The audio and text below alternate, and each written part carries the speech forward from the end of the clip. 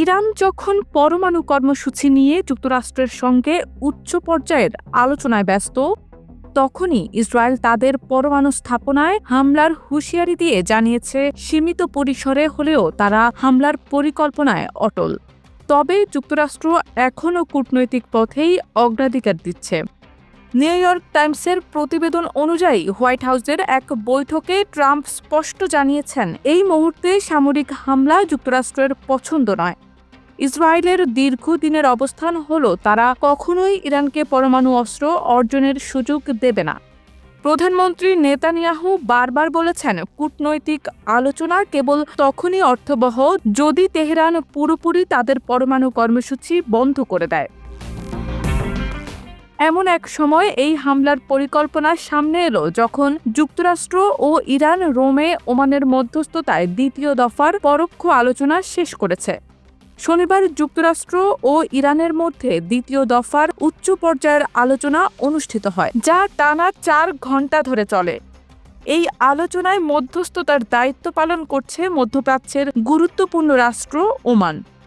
বৈঠকে উভয় পক্ষের বেশ কিছু বিষয়ে অগ্রগতি হয়েছে বলে জানিয়েছে যুক্তরাষ্ট্রের এক কর্মকর্তা। আলোচনায় ইরানের প্রধান প্রতিনিধি আব্বাস আরাকচিও ইতিবাচক মন্তব্য করেছেন।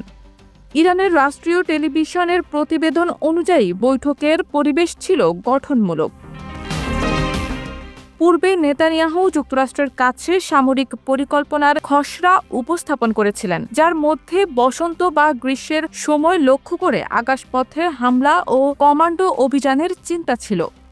এসব হামলা ইরানের পারমাণবিক সক্ষমতাকে কয়েক মাস কিংবা কয়েক বছর পর্যন্ত পিছিয়ে দিতে পারে বলে ধারণা করা হচ্ছে।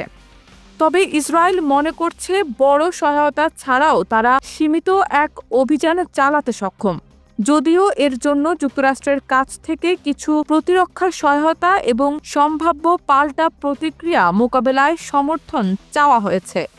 কারণ বাংকার বাস্টার টাইপের ভারী বোমা ব্যবহার কেবল যুক্তরাষ্ট্রই করতে পারে। ইরান জানিয়েছে ইসরায়েলের এই ধরনের পরিকল্পনার ব্যাপারে তারা অবগত এবং হামলা হলে কঠিন জবাব দেয়া হবে। অন্যদিকে নেতানিয়াহু সম্প্রতি মন্তব্য করেছেন, ইরানের মিত্র গাজা, লেবানন ও ইয়েমেনে চলমান অভিযান এবং ইরানের বিমান প্রতিরক্ষা ব্যবস্থার সাম্প্রতিক ক্ষয়ক্ষতি এখন একটি আক্রমণের জন্য উপযুক্ত পরিবেশ তৈরি করেছে।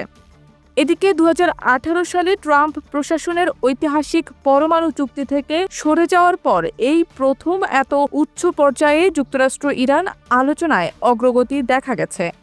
ওমান জানিয়েছে তৃতীয় দফার আলোচনা মুস্কাটে অনুষ্ঠিত হবে, যদিও এর দিন তারিখ এখনও নির্ধারিত হয়নি।